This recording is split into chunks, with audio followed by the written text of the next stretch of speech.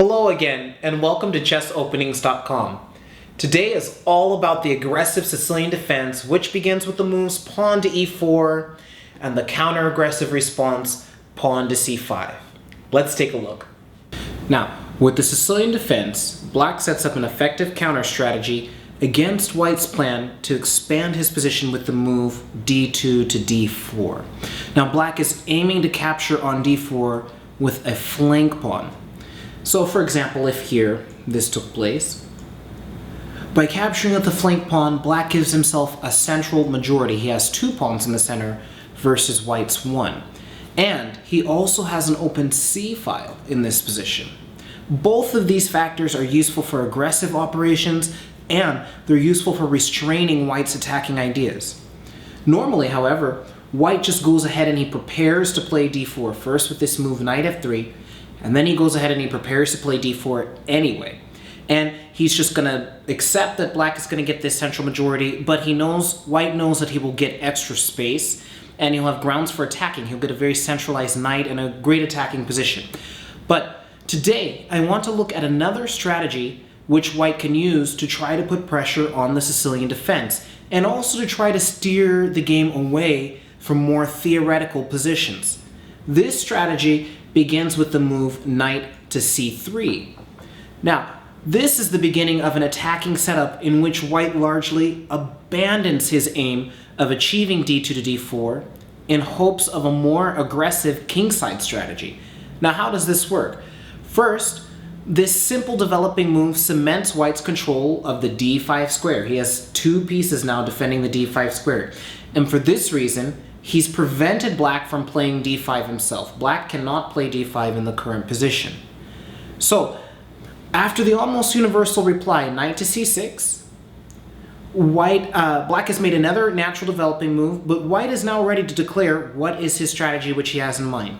And in these positions, White's not going to expand with d2 to d4, he's going to expand with f2 to f4. And when this is played straight away, this is what the books call the Grand Prix attack. White wastes no time gaining space on the king side. He brings out this f-pawn before developing his knight so that the pawn can get out of there, and he gets a lot of space on the king side. And right away, White has a goal to start playing for checkmate right from the first moves. He wants to use this extra space and use rapid development to get at Black's king as quickly as possible. So Black normally continues his development with this move pawn to g6, which is the most natural way of developing the dark squared bishop in this position.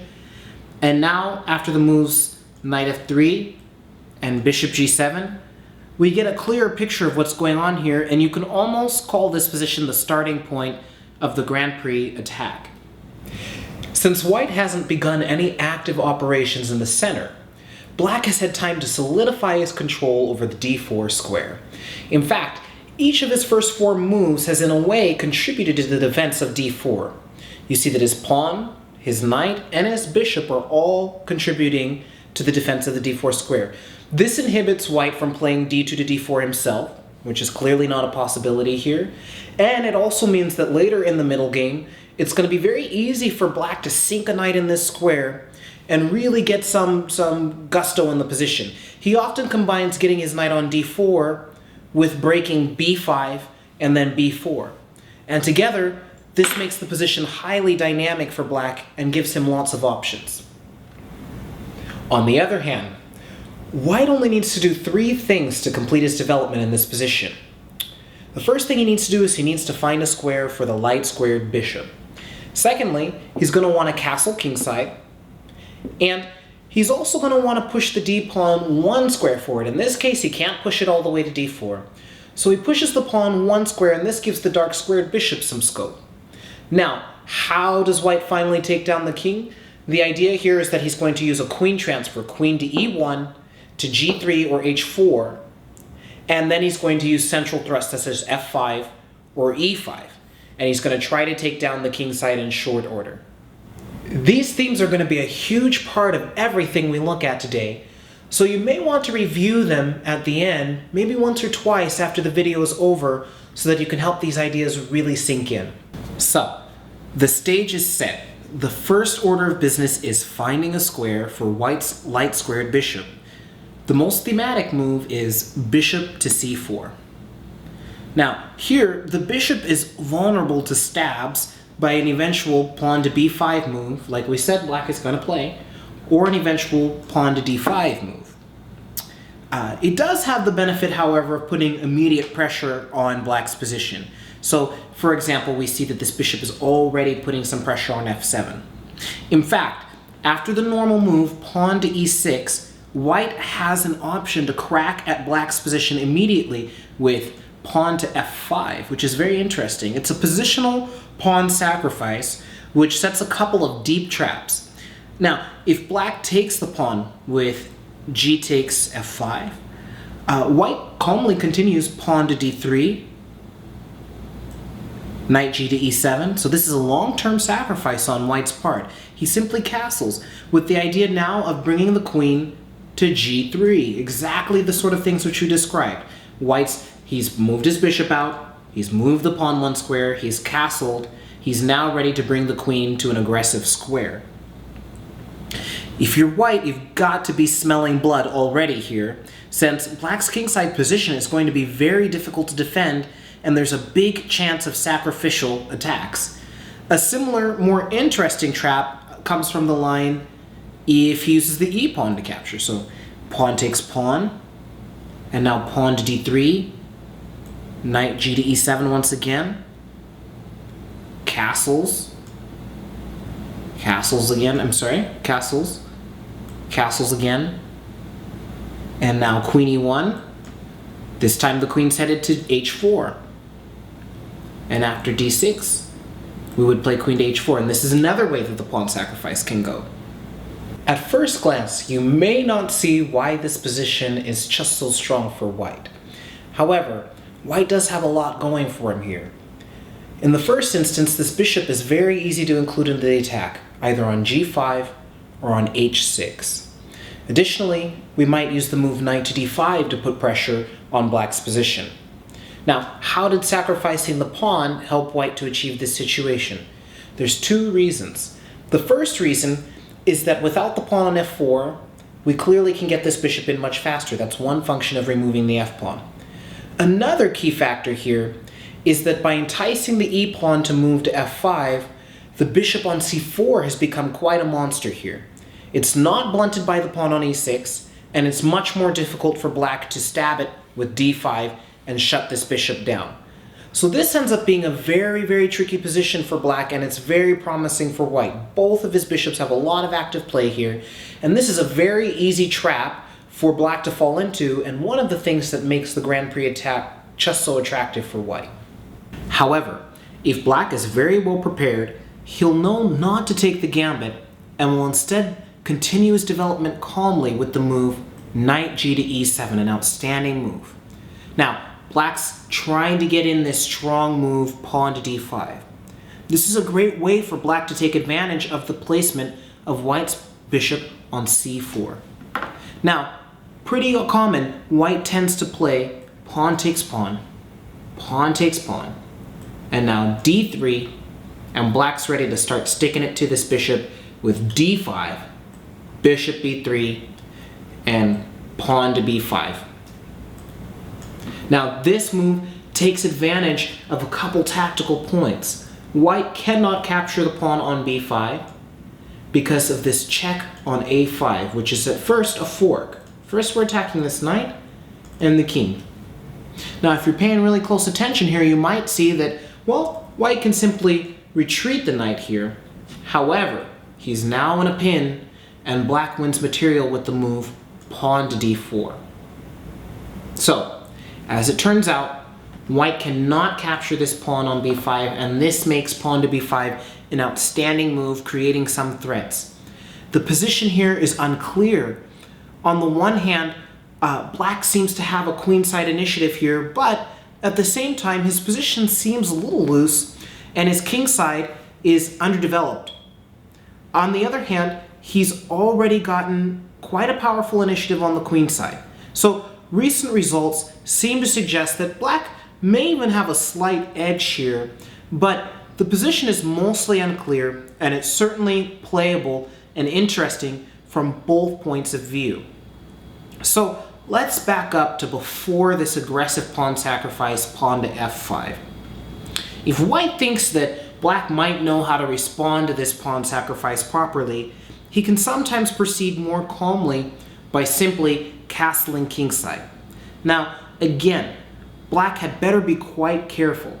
If he doesn't know his stuff and just plays calmly, let's say pawn to d6, d3, knight to e7, queen to e1, white is already in a pretty nice position here. If he can simply play queen h4 and f5, he can easily get a great version of the pawn sacrifice lines merely by delaying it. So this simple method of play almost seems to solve all of white's problems, but I'm afraid it just doesn't work out quite like that. Just as we saw before, if black is keen on taking advantage of the position of this bishop, he can get some better play for himself. So instead of this lackadaisical move, pawn to d6 like we played before, black should instead play knight to e7, and now after d3, castles, and queen e1, since he hasn't wasted a tempo on the d-pawn, he can go ahead and play immediately pawn to d5, and after bishop b3, there follows knight to d4. And again, this is an unclear position where black has compensation for white's space on the king side. He has a well-centralized knight, his pieces are getting out comfortably, and the position turns out to be okay for both sides.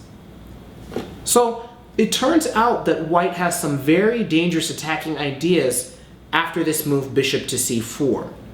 However, if white is super careful about blunting this bishop and attacking this bishop, black seems to get a decent and maybe even an attractive game. So because of this, white has also developed another system here, which is instead of bringing the bishop to c4, he brings it all the way out to b5, and this is also certainly possible. Here, white just plans to exchange the bishop off immediately and damage black's pawn structure in the meantime. In fact, again, if black is not vigilant and merely goes along with this, he gets himself into big trouble immediately. Let's say pawn to e6, and now white just rips this knight off the board. Bishop takes knight, pawn takes bishop, and now this great move e5. Look at that, taking advantage of these weak and dark squares. Now typically, black actually plays pawn to d5 here, and play continues pawn takes pawn, queen takes pawn, d3, opening up this bishop and defending that pawn, knight to f6, castles, and castles. Now, yes, white lacks his typical attacking chances on the king side, but black's doubled, isolated c-pawns, they make a very bad impression here, and they can easily turn out to be very weak in the endgame. In practical terms, black has bad results in this position. So, it turns out that once again, if black doesn't know his stuff, you can easily catch him in these kinds of positions. However, black can be more proactive in this position, and he can instead play the great move knight to d4 here. And now, white has tended to work out that the best move here is simply to castle. And now, knight takes bishop, knight takes knight, and now once again we see this move pawn to d5, which is a great move for black here. Now, white still has a development advantage here. He has two pieces out, and he's castled compared to black only having one piece out. But he's lost the bishop pair, and his position is a little bit unstable. So clearly white can't count on his traditional kingside attack in these positions either. But there are still some interesting points here. White has a choice. If he plays the natural move, pawn takes pawn, black can get easy equality if he knows what he's doing with the move a6. Great move. Now knight c3, knight f6, and now white needs to act quickly. If black simply recaptures the pawn on d5 and completes his development, he'll have the bishop pair, he'll have better minor pieces, and he'll have a harmonious position. So white opens things up quickly with the move pawn to d4. His only real chance in this position. And now play sometimes goes knight takes pawn, pawn takes pawn, knight takes knight, queen takes queen, check, king takes, pawn takes knight, and bishop takes pawn. And this is an unclear, but probably pretty equal endgame here. Black has some problems completing his development in this position, but he's managed to hold on to the bishop pair and he has a superior pawn structure. This is probably not what white wants out of the opening, so if he thinks that, black is going to go ahead and play for something like this, he has some options. And the best place to make a deviation here is rather than taking this pawn on d5, white often plays pawn to e5, and I think this is probably just a stronger option here. And now, after pawn to a6 and knight to c3, play can go any number of ways, but white's ready to play this move d4 and get a slight space advantage, and he might be able to play for a gradual building up sort of game. So an example of how play has gone in the past is bishop to g4, pawn to d4, pawn takes pawn, queen takes pawn, bishop takes knight, rook takes bishop, and now let's say pawn to e6. And there's an interesting move here, queen to b4, which sets some interesting problems. We're attacking this pawn on b7, and we're making it a little bit tricky for black to get his king out of the center. And this is an interesting little position. Maybe white has a slight advantage here. And you'd think that queen e7 would be a strong move here, but this is actually a trap. Now white would play queen to a4 check. And you can't block this check with pawn to b5 because white would simply capture, right? He would make use of this pin, and now you're in big trouble. And you don't really want to move the king here, so what do you have left to do? Well, you have to trade queens. But now after queen takes queen and king takes queen, this move knight to a4 is very strong for white, and white definitely has an advantage in this position. So, in this position after queen b4, it looks like white might have a tiny advantage. The Grand Prix attack is an attempt by white to blow black to pieces right from the word go. We've seen that there's plenty of traps for black to fall into. However, if he's very well prepared, we'll tend to get a very unclear game, which is also very suited for good play for white, but also for black.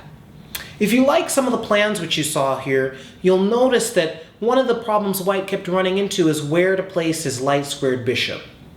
If you're very attracted to these ideas for white, you may want to take a look at the video on the closed Sicilian, in which we'll look at another way white might be able to solve this problem of the light squared bishop. But for now, we've seen plenty of ways to try to get black right from the start, and I think you might want to experiment with these positions and see if you can get a couple of quick checkmates in. That's it for now, and I look forward to seeing you again.